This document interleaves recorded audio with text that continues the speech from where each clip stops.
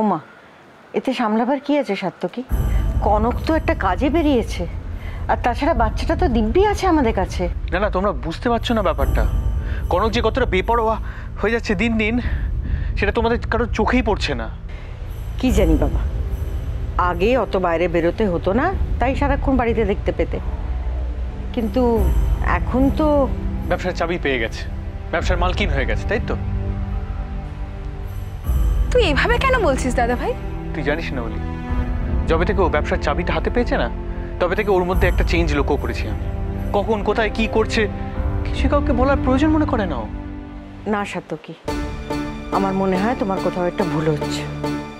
কনক যখনই বাড়ির থেকে বেরোয় কারুকে না কারুকে অবশ্যই বলে যায়।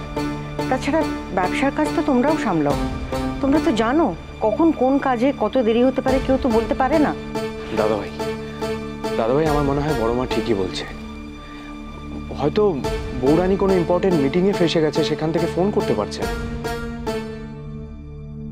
দাদা ভাই, তুই বৌরানীকে নিয়ে এতটা ভাবিস না, দেখবি কাজ হয়ে গেলে নিজে থেকে ফিরে আসবে। তোমরা ব্যাপারটা এত ক্যাজুয়ালি কেন নিচ্ছ আমি জানি না, আর নেওয়াটা উচিত না। আর তোমাদের কথা যদি সত্যি ধরেও নি, তাহলে এটা ওর বোঝা উচিত যে বাড়িতে ওর জন্য সবাই চিন্তা করে। দেখ দাদা ভাই, তুই যে এতটা চিন্তা করবি সেটা হয়তো বৌরানী বুঝতেই পারেনি। বলি, are you kidding with me? সন্ধে পেরিয়ে রাত হতে চললো, আর এখনো কোথায় আছে কি করছে না করছে আমার জানার দরকার নেই, তাই তো? বেশ, ঠিক আছে। না না, ঠিকই তো দাদাভাই, দরকার আছে, অবশ্যই আছে, কিন্তু তার আগে বৌরানীকে তো বাড়িতে ফিরতে হবে। বাড়িতে ফিরতে দাও, তারপর না হয় জিজ্ঞেস করো। আগে থেকে কেন এত টেনশন করছো বলো তো? যাই হোক সাত্তকী, তোমরা বড় হয়েছো, যা ভালো বোঝো তাই করো, কিন্তু আপাতত ওষুধটা খেয়ে আমাকে একটু দায়মুক্ত করো, নয়তো এরপরে শরীর খারাপ হলে আবার। আমার শরীর খারাপ হবে না, আমি ঠিক আছে। হ্যাঁ, সে তো বুঝতেই পারছি, বউয়ের টেনশনে শরীরে একেবারে হাতির শক্তি ফিরে এসেছে। তুমি আমার সাথে মজা করছো বড় মা? ভারী বয়ে গেছে আমার ওসব করতে।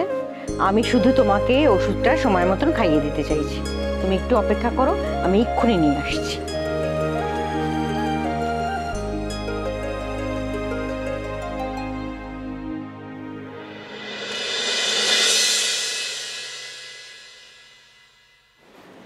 নাও, ধরো, এবার লক্ষ্মী ছেলের মতন ওষুধটা খেয়ে নাও তো দেখি। তোমরা যতই ক্যাজুয়ালি নাও ব্যাপারটা, কিন্তু কনক যে এতটা বদলে যাবে আমি ভাবতে পারিনি।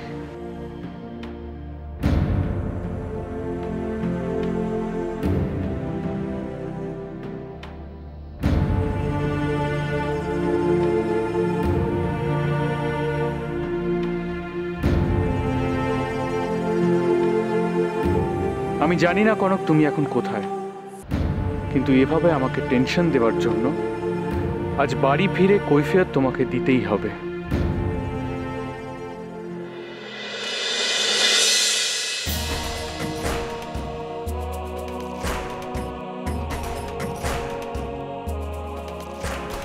ওরা যদি 48 ঘন্টা টানা কাজ করে, তাহলে ওদের খাওয়া দাওয়ার দায়িত্ব আমাদের নেওয়া উচিত। মা, আমি কি কিছু ভুল করেছি? বাহ, চমৎকার, অসাধারণ। ব্যবসাপত্র সব লাটে তুলে দিয়ে এখন জিজ্ঞেস করছে তুমি কিছু ভুল করেছো। সাত্তকী প্লিজ, এই সব কিছু গুটিয়ে দিয়ে তুমি বরং একটা আশ্রম খোলো, আমার মনে হয় সেটা বেটার হবে। কিসের চিন্তা আমার? কাজ নিয়ে? কাজ নিয়ে তো কোনো চিন্তাই নেই আমার, কারণ সব প্রেশার, সব দায়িত্ব তো কনকই নিয়ে নিয়েছে। আমার তো সেভাবে কোনো ইনভলভমেন্টই নেই, চাপটা আসবে কোত্থেকে?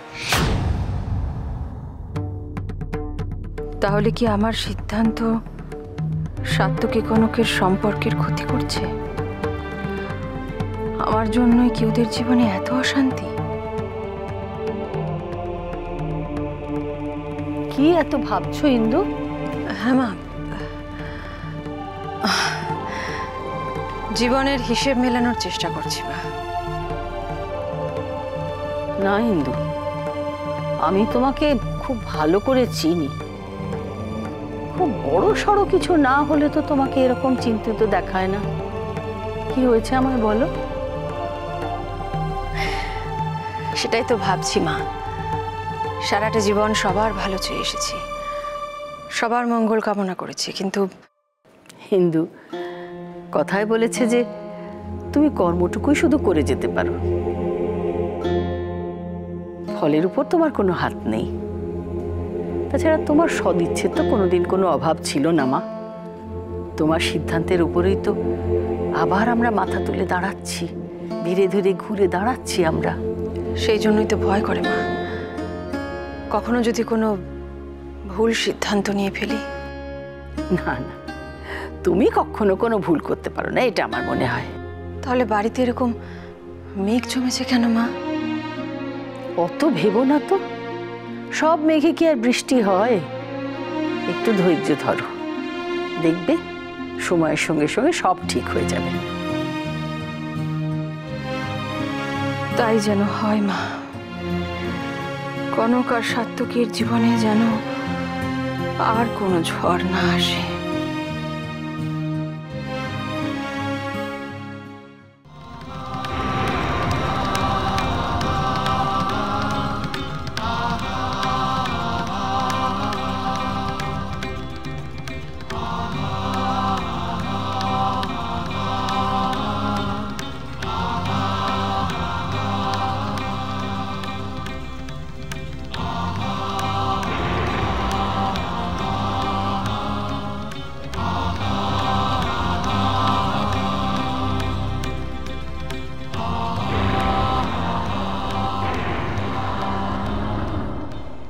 আমি বুঝতে পেরেছি বৌরানী,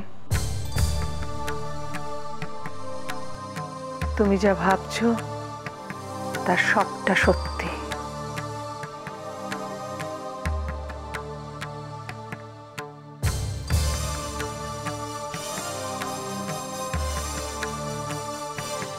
তার মানে গুরুমা, দিদি ভাই সত্যি সত্যি? হ্যাঁ বৌরানী, মরে গিয়েও এখনো আত্মার শান্তি পায়নি।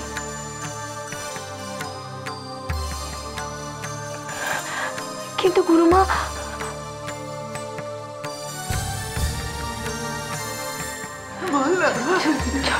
ছোট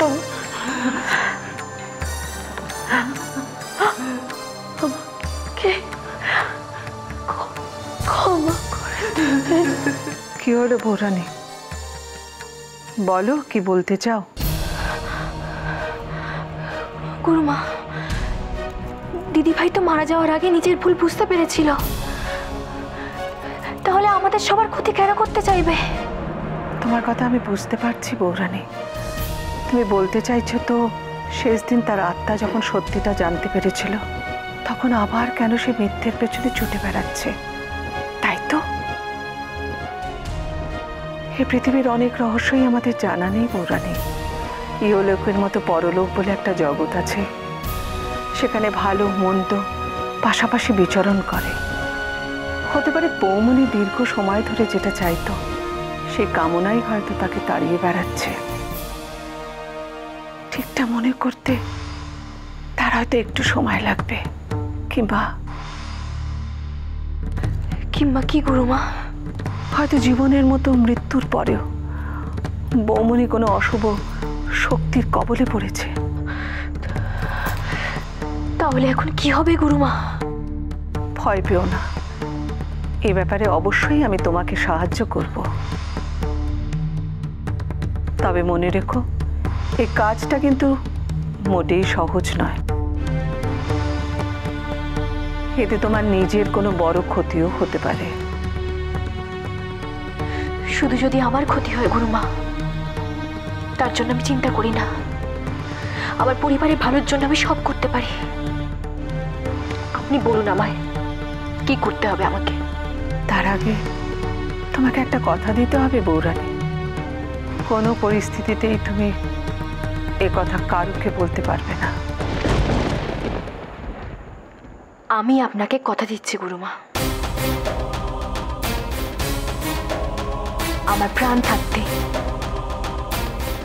এই ব্যাপারে কেউ কিচ্ছু জানতে পারবে না।